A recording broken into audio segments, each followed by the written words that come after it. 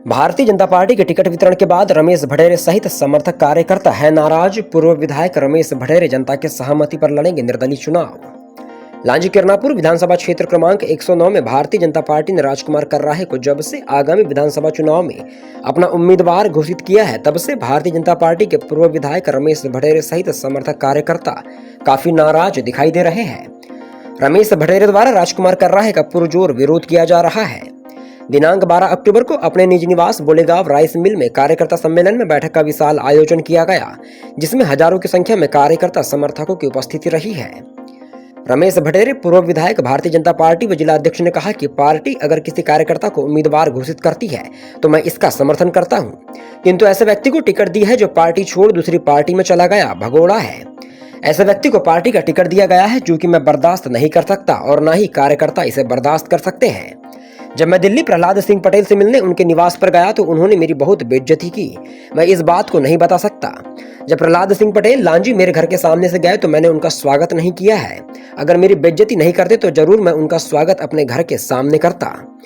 रमेश भड़ेरे की मां कार्यकर्ताओं के बीच जाकर आंख में आंसू लिए बेहद भावुक हो गई। उन्होंने कहा कि हम पार्टी के साथ ही काम करेंगे, पार्टी से दूर नहीं जाएंगे। साथ ही चुनाव लड़ने के लिए कार्यकर्ताओं की सहमति मांगी है। उन्होंने कहा कि अगर आप लोग सहमत होंगे, आप लोग कहेंगे तो रमेश भड़ेरे चुनाव लड़ेंगे, वरना नहीं लड़ेंगे। रमेश भड़ेरे ने यह ऐलान करते हुए कहा कि 19 अक्टूबर को मैं सभी जनता को, कार्यकर्ताओं को आमंत्रित करूंगा और जनता की राय से उनके कहने पर ही मैं चुनाव में उतरूंगा और चुनाव लड़ूंगा। पहला शब्द के लिए किरनापुर से अमित गौतम की रिपोर्ट। आने वाले कल में किसका क्या लिखा है मुझे नहीं पता।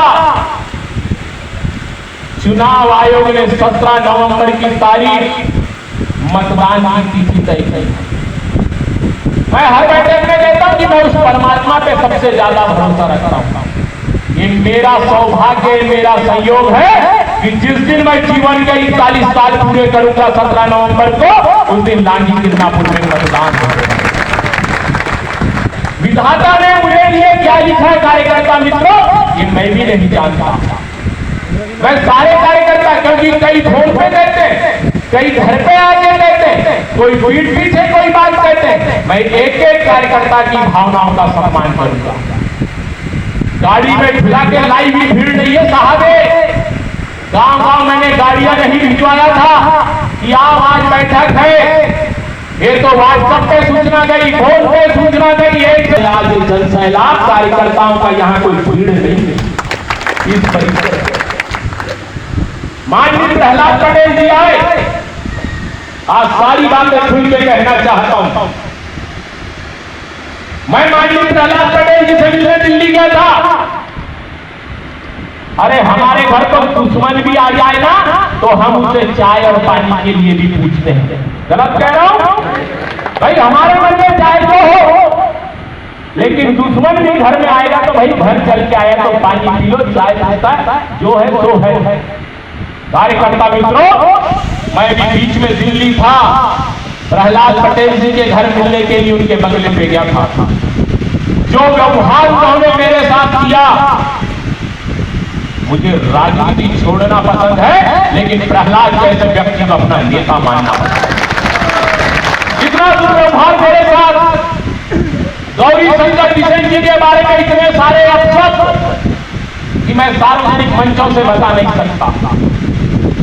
और मुझे बेईमान बताने वालों और रमेश की बपोती नहीं है बताने वालों, सबसे कहता हूं कि रमेश की बपोती होती ना तो 2007 का नगाड़ा आज भाजपा के लिए नहीं आया होता।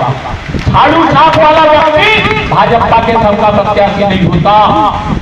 पार्टी किसी की बपोती नहीं है, किसी के घर से पार्टी नहीं चलती। अरे आज चुनाव है, कई आएंगे, कई नेता आएंगे कि तुम संगठन के हो, तुम पार्टी के हो, पार्टी हमारी मां है, हम भी मां मानते। आज बालाघाट के कुछ लोग कहते हैं कि जो लोग पार्टी को मां बताते थे आज बचिया उतर रहे। मैं उनसे भी कहना चाहता हूं, रमेश का नार भी भाजपा में गड़ा है और रमेश का कफन भी भाजपा का होगा। इससे मुझे कोई नहीं। अरे पार्टी से निकाल दो, मंजूर है।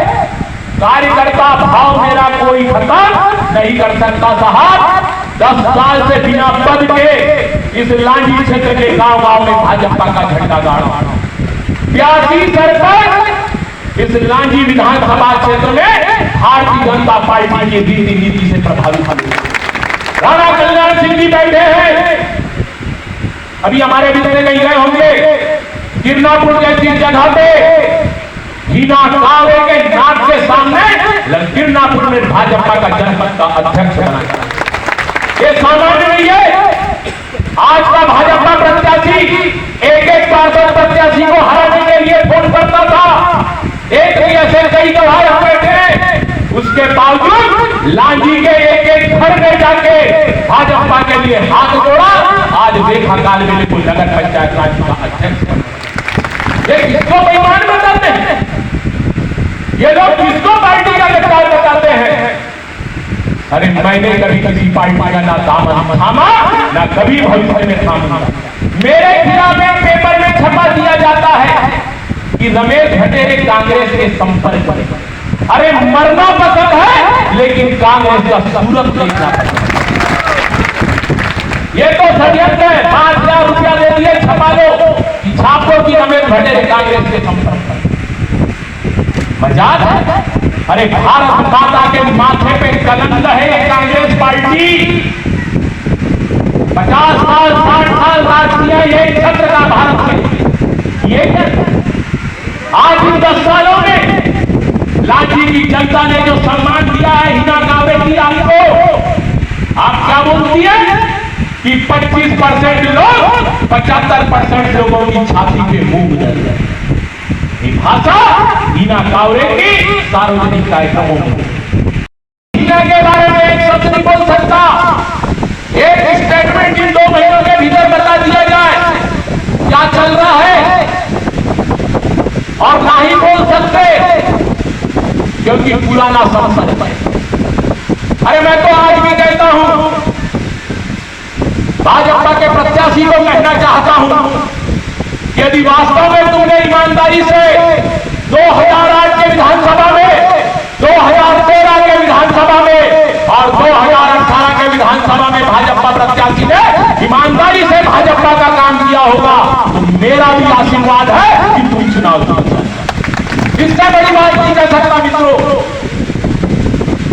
क्योंकि ऐसे एक नहीं अनेकानेक प्रमाण अपनी आंखों से देखा हुआ सुना हूं और कार्यकर्ताओं के माध्यम से सुनाऊं कि कांग्रेस को वोट दो, हीना को वोट दो, रमेश को हराओ। ये सारा सब कुछ प्रपंच रचा गया, एक नहीं 3 बार मित्रों।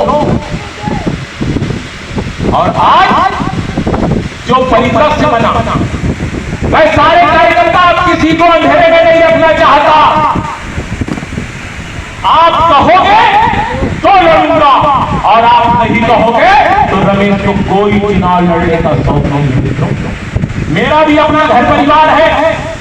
अरे शांति से अपने बच्चों के साथ, अपने परिवार के साथ रहूंगा, लेकिन कई कार्यकर्ता मोहन पिछोड़े भी कहीं बैठे होंगे, अमेड़ा के सरपंच काम और भाव कहीं है क्या, वो बैठा है व्यक्ति पार्टी का ईमानदार सरपंच, उसके ऊपर दबाव बनाया जाता है कांग्रेस के द्वारा कि तुम्हें विधायक निधि से पैसा दिया गया है, तुम भूमि पूजन कराओ।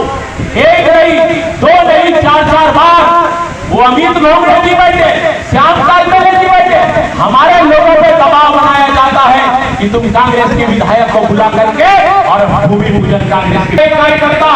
और जब कार्यकर्ता मेरे दरवाजे आके कहता है कि भैया आपने तो अपना निर्णय कर लिया कि आप नहीं लड़ना चाहते, लेकिन हमारे जैसे कार्यकर्ता जो आपके साथ जुड़े हैं वो कहां जाएगा? कल को उनके ऊपर संकट आता है तो वो किसके दरवाजे जाएगा? वो किन लोगों के साथ खड़े होंगे? और एक बात आप सबसे कह दिया, ये तय मान के चलना कि भविष्य में इस बात की कोई गारंटी नहीं है कि वो दोबारा धोखा देगा। कदम नहीं बढ़ाएगा ना, हम पार्टी से बगावत करेंगे, न पार्टी में रहेंगे। मैंने और लोगों से भी सुनी, कार्यकर्ता बंधु से भी सुनी कि भाई माता जी की भाभी जी हम झंडा खेलते, तो भैया हम भी झंडा भी नहीं खेलेंगे। आप लोग कहोगे तो मेरा बेटा आगे बढ़ेगा, और आप लोग नहीं कहोगे तो मेरा बेटा आगे नहीं बढ़ेगा। भगवान की दया से है बहुत कोई हमेशा पार्टी का काम करेगा, संगठन का काम करेगा। मेरा आप लोगों को इतना ही निवेदन है, आप लोग सही समय बहुत समझते हरी